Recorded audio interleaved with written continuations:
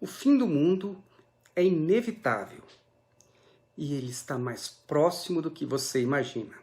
Se você tem dúvida quanto a esta minha afirmação, veja este vídeo até o final e julgue você mesmo se isto é ou não é uma realidade facilmente perceptível, mas que a maioria prefere não ver.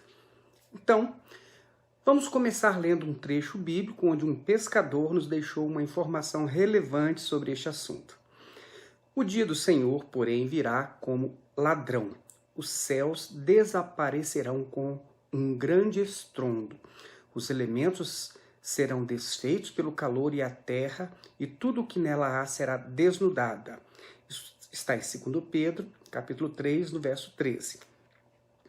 Você já parou para pensar como um pescador há 2000 anos conseguiu descrever o fim da Terra pelo processo da fissão nuclear, em um tempo onde não havia enriquecimento de urânio, usinas nucleares, bombas atômicas, bombas de hidrogênio, que são as armas nucleares com um potencial para destruir toda a Terra em uma explosão pela liberação de um calor superior ao do centro do Sol. Acredito que essa é uma grande prova de que essa afirmação sobre o futuro não veio do pescador, mas do próprio Deus, que tem um conhecimento e um poder que excede todo o nosso entendimento. Mas, antes de falarmos especificamente sobre este fim anunciado por Pedro, devemos conferir como anda o processo de degradação da Terra, para que possamos saber se este processo de degradação está, de algum modo, relacionado com o fim anunciado por Pedro. Pois bem, quanto ao processo de degradação da Terra, nós sabemos que ele se apresenta em 5 estágios. Tudo começa com a extração de uma matéria-prima retirada do meio ambiente, que desencadeia os demais estágios, que são o da produção, da distribuição, do consumo e, no final, o descarte. Então, vamos começar falando sobre o processo de extração da matéria-prima da Terra, chamado o extrativismo, e sobre como isso afeta o nosso planeta. O extrativismo, como nós sabemos, se divide em extrativismo vegetal, mineral e animal. O extrativismo vegetal se dá quando o homem retira do meio ambiente produtos que já estavam lá, ou seja, que ele não plantou, como, por exemplo, a madeira, as castanhas, o coco, o buriti, o palmito e etc. Esse tipo de extrativismo degrada a natureza, especialmente pelo desmatamento, que atinge a biodiversidade e afeta o equilíbrio natural do nosso planeta, provocando a desertificação e a extinção de algumas espécies vegetais e animais. Quanto ao extrativismo mineral, esse não é menos danoso ao meio ambiente. São diversos os produtos extraídos em grandes quantidades da terra, e isso diariamente, a exemplo do ferro, do alumínio, do cobre, do ouro, do nióbio, do quartzo, além de minérios como o cimento. Também nós temos retirados da terra o enxofre, magnesita, níquel, tungstênio, enfim, são diversos os produtos minerais. E esse tipo de extrativismo, ele degrada a natureza, especialmente porque deixa na terra grandes crateras que modificam o solo e o relevo da região de onde eles são retirados. E além de contaminar a terra com produtos químicos e também de poluir os rios. No caso do extrativismo animal, esse consiste especialmente na caça e na pesca, que pode ter fins comerciais e, em alguns casos, os animais são caçados apenas para o lazer dos homens. Esse tipo de extrativismo, ele degrada a natureza, especialmente porque compromete o equilíbrio ecológico. Mas, enfim, todo extrativismo realizado, seja vegetal, mineral ou animal, ele é sempre danoso e mesmo que você não esteja percebendo em seu dia a dia, o resultado disso está no ar que nós respiramos, no clima que nos envolve e também na estabilidade do nosso planeta. Então, sabendo disso, a pergunta que deveríamos fazer é: até quando a Terra suportará ser explorada, uma vez que os recursos naturais são finitos. Para piorar as coisas, nós sabemos que a Terra tem cada vez mais gente sobre ela. A população mundial ela é crescente e progressiva, ou seja, cada vez tem mais gente precisando dos seus recursos naturais, que, por serem infinitos, vão acabar um dia inevitavelmente. Não precisa ser um gênio para chegar a essa conclusão. A questão do crescimento populacional, então, ela é apenas um fator de aceleração do esgotamento dos recursos naturais. Ou seja, quanto mais pessoas estão comendo um bolo, mais rápido ele vai acabar, não é mesmo? Então, vamos aos números do crescimento populacional mundial. No ano de 1802, ou seja, pouco mais de 200 anos atrás, havia somente 1 bilhão de pessoas habitando a Terra. Hoje, nós temos mais de 7 bilhões. Mas o que deve nos preocupar é o fato de que esse crescimento ele é progressivo. Vejam que para chegar no 2º bilhão de pessoas, a Terra levou 126 anos, ou seja, o 2º bilhão foi registrado no ano de 1928. Já o 3º bilhão foi registrado em menos tempo, o 4º em menos tempo ainda e assim sucessivamente. E o que acontece é que hoje, em apenas 12 anos, a população mundial cresce em mais de 1 bilhão. Ou seja, mais 1 bilhão a cada 12 anos. Então, se há 200 anos levavam 126 anos para que isso acontecesse, hoje precisamos apenas de 12 anos. Isso foi constatado ao longo dos censos que já foram realizados. Recentemente, a ONU estimou que a população global já está em 7,7 bilhões de habitantes, isso em abril de 2019. Logo, nós podemos concluir que cada vez mais e mais rapidamente tem pessoas para comer desse nosso bolo, que um dia vai acabar. E para que isso fique mais claro, é bom que você saiba que somente nas 3 últimas décadas nós consumimos 33% de todos os recursos naturais existentes no planeta. Isso é ou não é preocupante? Mas o interessante é que as pessoas parecem não estar preocupadas com isso. Vejam que o nosso modelo de bem-estar e de prosperidade exige cada vez mais consumo dos recursos naturais do planeta. Nós agimos como se o bolo nunca fosse acabar. E isso porque nós escolhemos adotar o modelo consumista dos Estados Unidos, que tem o pior exemplo a nos dar quando o assunto é a preservação do meio ambiente. Vejam que os Estados Unidos, com uma população equivalente a apenas 5% da população mundial, consome aproximadamente, somente eles, 30% de todos os recursos do nosso planeta. Ou seja, eles são os que comem a maior parte do bolo sem se preocupar com os outros ou mesmo com o futuro. Por exemplo, dizem que os Estados Unidos já destruíram 96% de suas florestas originais.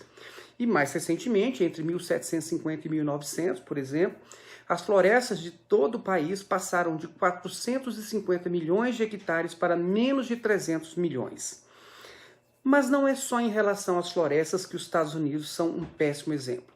Sabe-se também que eles já tornaram impróprios para o consumo o equivalente a 40% dos seus cursos de água. Há quem diga que, se as demais nações seguissem o exemplo dos Estados Unidos, todos os recursos naturais do planeta já teriam sido extintos e nós ainda precisaríamos de outros 2 planetas para continuar a nossa existência. E sobre a questão da água especificamente, eu tenho algumas informações importantes para você. Isso para que você possa perceber como anda a passos largos o nosso caminho para o esgotamento dos recursos naturais. No ano de 2013, um relatório da ONU afirmou que até o ano de 2030, metade da população mundial terá problemas de abastecimento de água. E nesse mesmo ano de 2030, segundo a previsão da ONU, a demanda de água vai superar a oferta em mais de 40%, ou seja, em muito pouco tempo precisaremos de mais água potável do que o planeta terá disponível. Nesse passo, estima-se que os aquíferos de água potável entrarão em colapso já no ano de 2050. Segundo a NASA, 20 dos 37 aquíferos mais importantes do mundo já ultrapassaram seu limite crítico. É bom lembrar que esses aquíferos correspondem a 35% da água usada pelos seres humanos. Então, não é um exagero afirmar que estamos diante de um cenário caótico, com uma perspectiva sombria de esgotamento dos recursos naturais e, especialmente, do recurso natural mais importante para a vida no planeta, a água. Afinal, ninguém vive sem água potável, não só porque temos de beber a água, mas porque sem água não existe o próprio alimento. Vale lembrar que para se ter 1 quilo de carne, nós precisamos de 43 mil litros de água. E, além disso, nós sabemos que a agricultura e a pecuária juntas consomem 70% de toda a água disponível ao uso humano. Então, agora eu vou passar para você alguns dos sinais de esgotamento dos recursos naturais do planeta Terra. Vamos lá. 75% das zonas de pesca do planeta estão sendo exploradas ao máximo ou acima de suas capacidades. 80% das florestas originais do mundo já desapareceram. Segundo a ONU, já em 2025, 2/3 da população do planeta, o equivalente a 5 bilhões e meio de pessoas, poderão ter dificuldades de acesso à água potável e em 2050 esse número pode chegar a 75%. Estimativas da FAO, que é o braço da ONU para a agricultura e a alimentação, mostram que para alimentar a população humana no ano de 2050, será necessário aumentar em 70% a quantidade de alimentos produzidos no planeta. Pois bem, para você não pensar que eu estou me afastando demais do tema deste vídeo, eu preciso já adiantar que todo homem ele tem um instinto de sobrevivência natural. Qualquer ser humano faz de tudo para sobreviver, isso é natural. Inclusive lutar pela disputa dos recursos naturais, caso eles se tornem escassos, porque eles são essenciais à sua própria existência. Então imagine o que irá acontecer se uma grande e poderosa nação esgotar os seus recursos naturais e os outros países se recusarem a compartilhar com os seus recursos, porque eles também estão precisando deles para sobreviver. Você acha que essa grande e poderosa nação irá aceitar ou se conformar com o seu destino e sucumbir pacificamente? Ou irá lutar para tomar o que os outros possuem? Olha, não tenha dúvidas, se faltar algo essencial à vida dos poderosos, eles não hesitarão em tomar dos mais fracos. E como é que se faz isso? Basta um pretexto qualquer para se criar uma animosidade e provocar guerras e invasão de território alheio. Para quem tem boa memória, sabe que isso já aconteceu no passado no Iraque, lembram? E quanto aos mais fracos, que possuem recursos naturais, será que eles aceitarão pacificamente serem roubados, invadidos, ou eles irão reagir para a preservação de suas próprias vidas? Agora vamos falar de Amazônia. O Brasil é um dos países mais ricos em biodiversidade e riquezas minerais. Nossa Amazônia é maior que toda a Europa Ocidental e permanece praticamente intocada. Prova de que somos um dos países que mais protege o meio ambiente. É uma falácia dizer que a Amazônia é patrimônio da humanidade e um equívoco, como atestam os cientistas, afirmar que a Amazônia, a nossa floresta, é o pulmão do mundo. Valendo-se dessas falácias, um ou outro país, em vez de ajudar, embarcou nas mentiras da mídia e se portou de forma desrespeitosa com o espírito colonialista. Questionaram aquilo que nos é mais sagrado, a nossa soberania. Sintetizou o espírito que deve reinar entre os países da ONU: respeito à liberdade e à soberania de cada um de nós. Quero deixar claro, o Brasil não vai aumentar para 20% sua área já demarcada como terra indígena, como alguns chefes de Estado gostariam que acontecesse. Muitas vezes, alguns desses líderes, como o cacique Raoni, são usados como peça de manobra por governos estrangeiros na sua guerra informacional para avançar seus interesses na Amazônia, especialmente das terras mais ricas do mundo. É o caso das reservas Yanomami e Raposa Serra do Sol. Nessas reservas existe grande abundância de ouro, diamante, urânio, nióbio e terras raras, entre outros. E esses territórios são enormes. A reserva Yanomami, sozinha, conta com aproximadamente 95 mil quilômetros quadrados, o equivalente ao tamanho de Portugal ou da Hungria, embora apenas 15 mil índios vivam nessa área. Isso demonstra que os que nos atacam não estão preocupados com o ser humano índio, mas sim com as riquezas minerais e a biodiversidade existentes nessas áreas. Não podemos esquecer que o mundo necessita ser alimentado. A França e a Alemanha, por exemplo, usam mais de 50% de seus territórios para a agricultura. Já o Brasil usa apenas 8% de terras para a produção de alimentos. 61% do nosso território é preservado. Quero reafirmar minha posição de que qualquer iniciativa de ajuda ou apoio à preservação da floresta amazônica ou de outros biomas deve ser tratado em pleno respeito à soberania brasileira.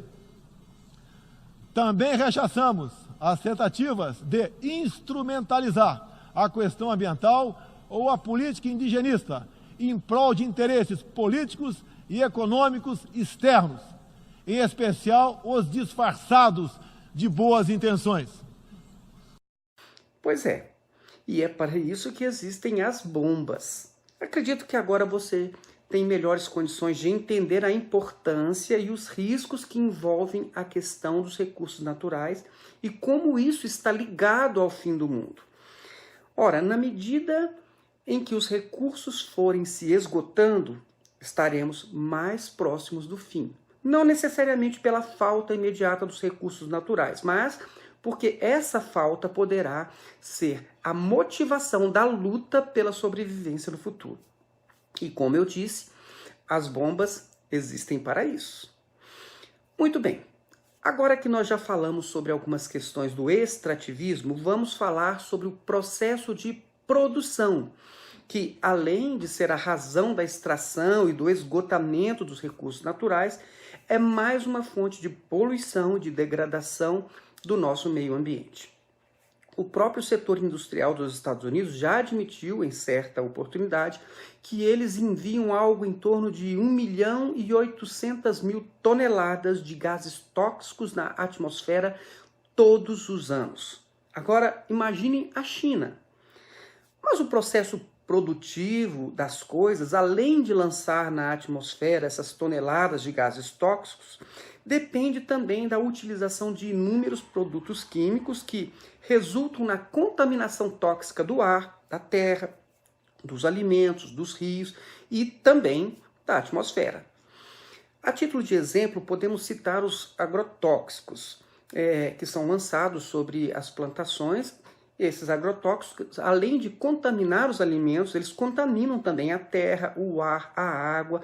Por quê? Porque a chuva leva da superfície da terra todo esse agrotóxico para os rios. E segundo o IBGE, a contaminação dos rios por agrotóxicos só perde para a contaminação por esgoto.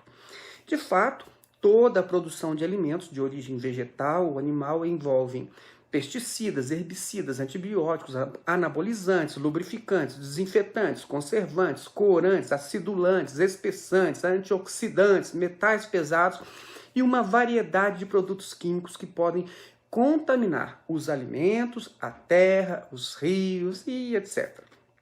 Esses contaminantes químicos, evidentemente, causam não só doenças crônicas, respiratórias e até mesmo cânceres. associados a toda a poluição das queimadas e do processo industrial, eles resultam também no desequilíbrio do nosso ecossistema, a exemplo do aquecimento global, que muitos já ouviram falar. Alguns especialistas dizem que nós já temos a temperatura média da Terra 1 grau acima do que havia no período pré-industrial. E estimam um aumento de mais 2 graus daqui a apenas 2 décadas, aproximadamente. Não é só a extração que acaba com as florestas, o processo produtivo também. Ao provocar o efeito estufa, as queimadas também destroem as florestas e desequilibram todo o nosso ecossistema. E é por isso que nós estamos já experimentando um pouco da reação da Terra ao comportamento humano. São secas, enchentes, furacões, terremotos, tsunamis, pestes, doenças, enfim. O interessante é que, sobre a reação da natureza, essa reação da natureza também foi prevista por Jesus, quando ele afirmou que, no tempo do fim, haveriam muitos terremotos. E ele disse que isso seria apenas o princípio das dores. E, de fato, nós hoje estamos experimentando mais do que terremotos, mas toda sorte de desastres naturais, como tsunamis, furacões gigantes, enfim. E em outra previsão, Jesus faz uma menção a guerras, rumores de guerras, que nações se levantariam contra nações, reinos contra reinos. E, nesse particular, vale a pena lembrar que, na medida em que os poderosos forem esgotando os seus recursos naturais, certamente eles irão buscá-los em outros lugares, em outras terras. E isso pode acontecer por meio do comércio ou também por meio de guerras, caso as outras nações não queiram permitir que esses poderosos venham a explorar os seus recursos naturais e acabar com ele, assim como fizeram com os seus próprios.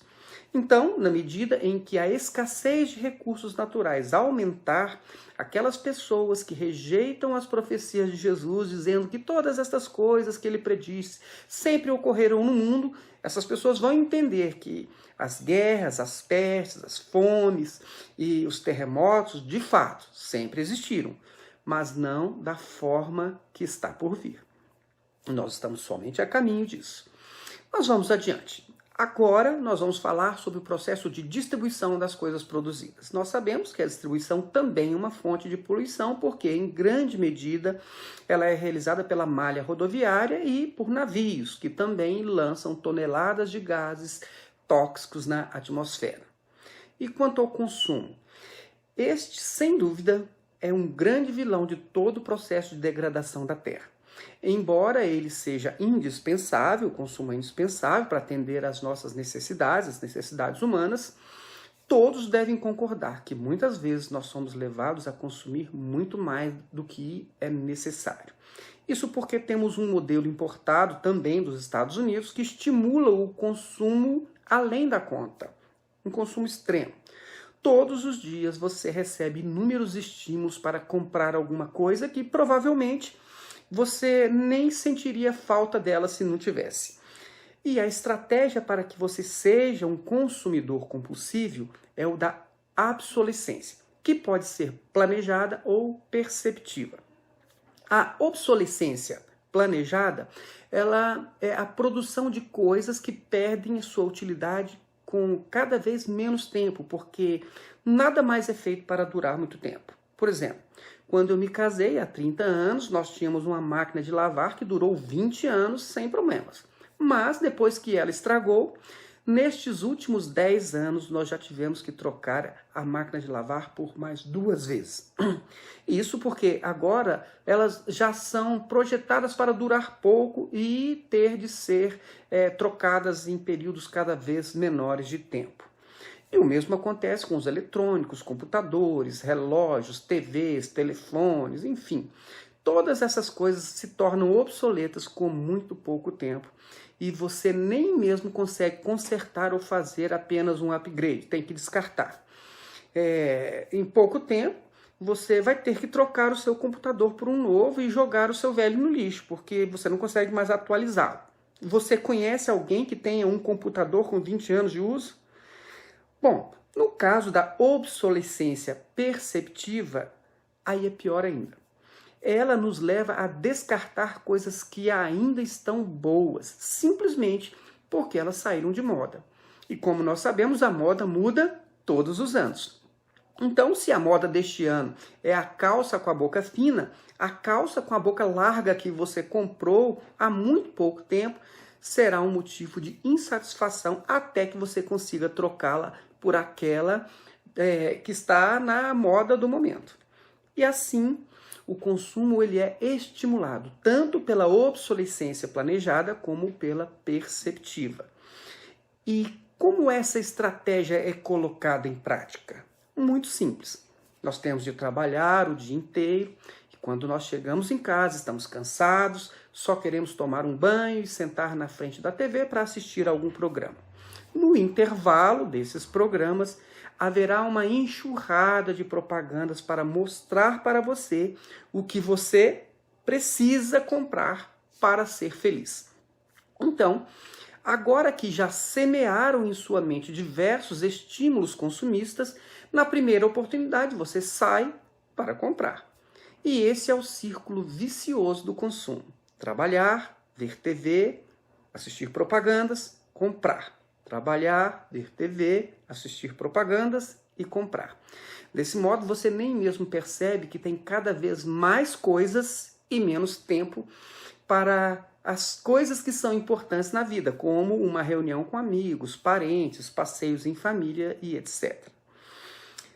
Muito bem. Agora que já percorremos todo o processo de extração, produção, distribuição e consumo das coisas, vamos ver como tudo isso termina. No lixo. Isso mesmo. O fim de todas as coisas é o descarte. Mas o problema se agrava quando esse descarte ocorre cada vez com um tempo menor de uso, pois o acúmulo de lixo é um outro grande problema para o equilíbrio ambiental. A título de exemplo, eu vou citar novamente os Estados Unidos, que tem um processo acelerado de descarte das coisas, já que eles estimulam fortemente o consumo. Dizem que grande parte das coisas produzidas nos Estados Unidos vão para o lixo em apenas 6 meses. E isso é realmente preocupante, porque eles produzem muito descarte e nós não temos um outro planeta para colocar tanto lixo. Então, vamos aos números. Uma vez que cada habitante dos Estados Unidos produz cerca de 2 quilos de lixo por dia, temos que os Estados Unidos produzem 200 milhões de toneladas de lixo por ano. Agora, imagine isso no período de 10 anos. A título de comparação, o Brasil produz 88 milhões de toneladas por ano e o mundo todo produz aproximadamente 30 bilhões de toneladas de lixo por ano. Você já pensou em como acomodar todo esse lixo na Terra? Isso na medida em que a população do mundo aumenta em 1 bilhão a cada 12 anos. Mas talvez você pense que boa parte desse lixo é reciclável ou que vira adubo. Então, eu devo dizer que as coisas não são bem assim. Desses 30 bilhões de toneladas de lixo produzido no mundo, anualmente, 9,1 bilhões é de lixo plástico. E desse total de lixo plástico, apenas 9% é encaminhado para reciclagem. O restante vai parar no mar, em aterros, ou é incinerado antes de levar o resto que sobra para o aterro. E no caso da incineração, que é de 12% do total do lixo plástico, há um agravante. Por quê? Porque a incineração produz a pior toxina do mundo, que é a dioxina. E ela vai ser depositada em aterros, contaminando a terra, e também é lançada na atmosfera pela fumaça, cooperando para a formação do efeito estufa, que aquece o planeta e produz os efeitos que nós já vimos nesse vídeo. Já o lixo plástico que vai para o aterro, sem ser incinerado, esse leva até 450 anos para se decompor totalmente, de modo que vai se acumular cada vez mais até que se desintegre completamente. E o que vai parar no mar, cerca de 8 milhões de toneladas de lixo plástico a cada ano, tem provocado a morte da vida marinha, o que é mais uma tragédia ambiental. Um relatório de 2016 da ONU estima que mais de 800 espécies marinhas e costeiras são afetadas pela ingestão desses plásticos. E a situação tende a piorar. Um relatório divulgado pelo governo britânico concluiu que até 2025 os oceanos do planeta estarão 3 vezes mais poluídos com plástico. E um outro estudo de 2016, apresentado no Fórum Econômico Mundial de Davos, afirmou que até 2050 os mares da Terra terão mais pedaços de plástico do que peixe. E o pior é que os pesquisadores e estudiosos do tema afirmam que não tem uma solução para esse fato, que caminha a passos largos em direção ao colapso. Isso porque a produção de lixo tem sido cada vez mais intensa, especialmente nestes últimos 10 anos, ou seja, ela é progressiva.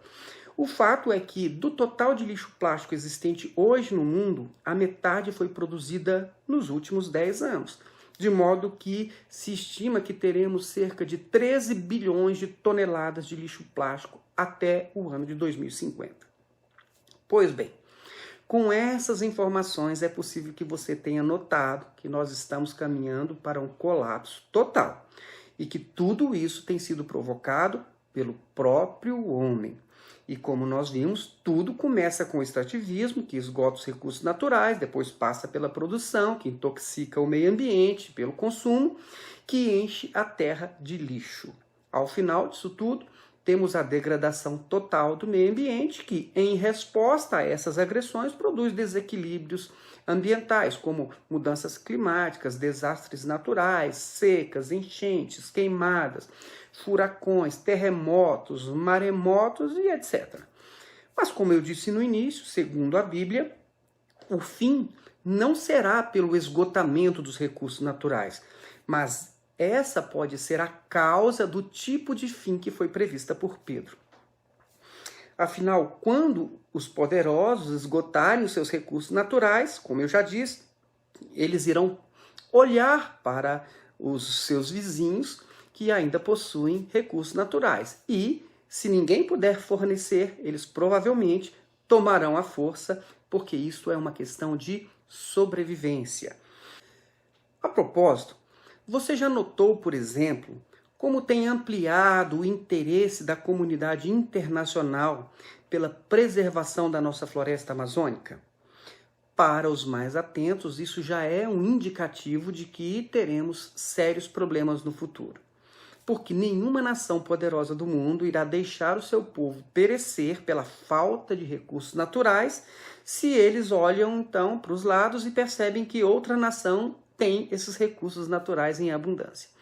Assim, diante da expectativa de escassez de recursos naturais, certamente os poderosos já estão procurando de onde tomá-los, até mesmo com o uso da força, se for o caso.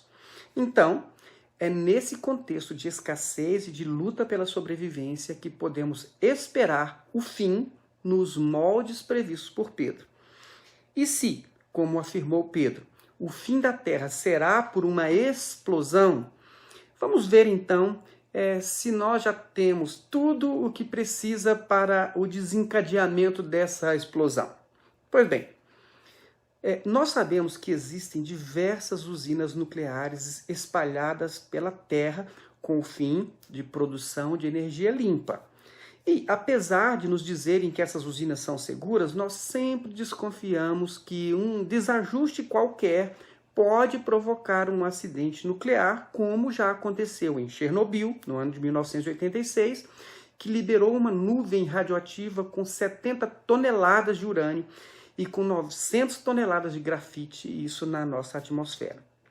Mais recentemente, em 2011, em Fukushima, no Japão, a usina nuclear de Daiichi sofreu danos em 3 dos seus reatores depois de um terremoto de 9 graus na escala Richter ter atingido o país. Logo, podemos presumir que para que essas usinas não produzam um desastre, é essencial que a Terra não seja balançada por algum desastre natural em proporções que os homens não haviam previsto. Isso é possível? Claro! como nós já vimos neste vídeo, quanto mais o meio ambiente é agredido, mais são surpreendentes as suas respostas. Outra coisa que corrobora com o apontamento profético da Bíblia é o fato de que a mesma usina que enriquece urânio para a produção de energia pode também ser usada para a produção de bombas atômicas e bombas de hidrogênio. Hoje nós não sabemos exatamente quantas bombas desse tipo já estão fabricadas e prontas para serem usadas, porque essa é uma questão que envolve grandes segredos militares. Mas o fato é que uma única bomba tem o poder destrutivo imenso. Bombas como as que foram lançadas sobre Hiroshima e Nagasaki foram suficientes para arrasar com essas cidades em um só instante. E vejam que nós estamos falando de bombas atômicas que possuem, em média, 27 quilotons. Mas uma bomba de hidrogênio possui, em média, 50.000 quilotons e libera um calor superior ao do centro do Sol, que é exatamente aquele calor que Pedro se referiu em sua profecia, e isso há mais de 2.000 anos. Então, se você já pode imaginar o poder destrutivo de uma única bomba de hidrogênio, pense agora no que seria a explosão de mais de uma dessas bombas aqui no nosso planeta. Pois bem, agora, a título de curiosidade, eu vou trazer uma informação adicional sobre o dia do fim do mundo. Esse dia é exatamente o dia da segunda vinda prometida de Jesus sobre a Terra. Percebam que eu estou falando da segunda vinda de Jesus e não da terceira. Estou esclarecendo isso porque há quem pense que Jesus virá secretamente para arrebatar a igreja e apenas em uma terceira oportunidade é que ele virá para a consumação do século. Eu creio que não há textos bíblicos, se eles forem interpretados corretamente, os textos bíblicos não permitem esse tipo de suposição, até porque não há na Bíblia uma única passagem que afirme uma volta secreta de Jesus. Logo, se queremos ser coerentes, temos de admitir que os textos que se referem à segunda vinda de Jesus, eles nos remetem ao mesmo dia em que a Terra chegará ao seu fim. Vamos conferir? O próprio Pedro disse que, se sabemos que tudo será desfeito, devemos viver de maneira santa e piedosa até o dia da sua vinda. Ele estava fazendo referência à vinda prometida de Jesus para a salvação dos seus escolhidos. Esse, portanto, é o dia do arrebatamento da igreja e da primeira ressurreição dos mortos. Se você quiser saber mais detalhes sobre este assunto, há um vídeo em nosso canal chamado O Grande e Terrível Dia do Senhor. Então, o fato bíblico é que o dia da segunda vinda de Jesus sobre a terra é exatamente o dia em que os elementos se derreterão pelo calor, ou seja, o dia do fim de toda a terra. Vale lembrar que quando Jesus estava aqui na terra, no final do seu ministério, seus discípulos o questionaram sobre os sinais que antecederiam a sua vinda e o fim dos tempos. Isso porque eles já sabiam que esses dois fatos aconteceriam em um mesmo momento. Vejam que eles perguntaram a Jesus o seguinte.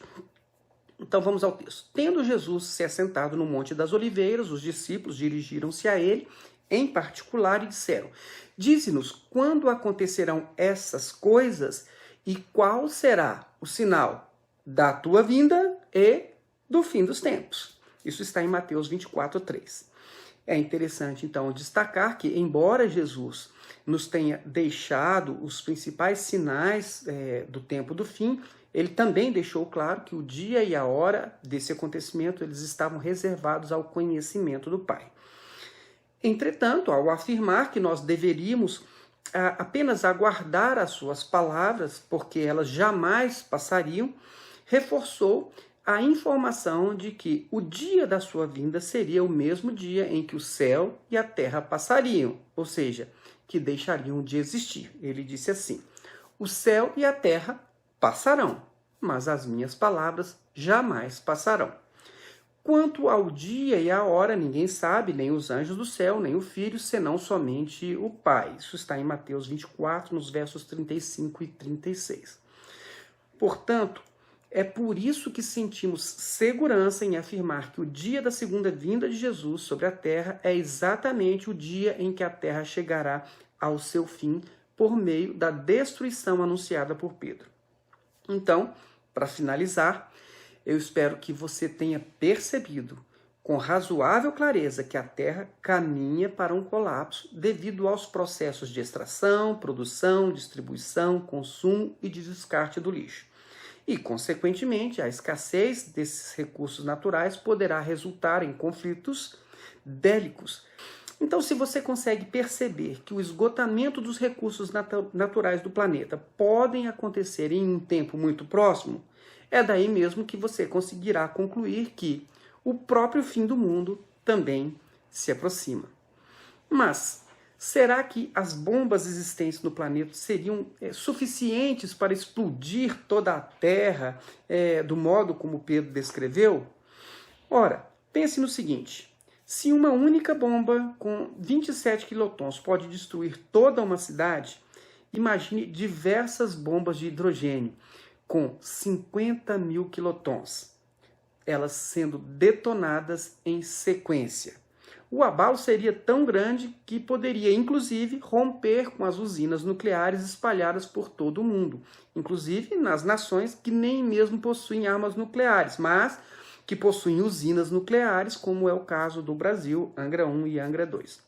Então, se você se convenceu de que o fim do mundo é uma realidade que se aproxima, por que não acreditar, não aceitar também o conselho que o mesmo Pedro nos deixou?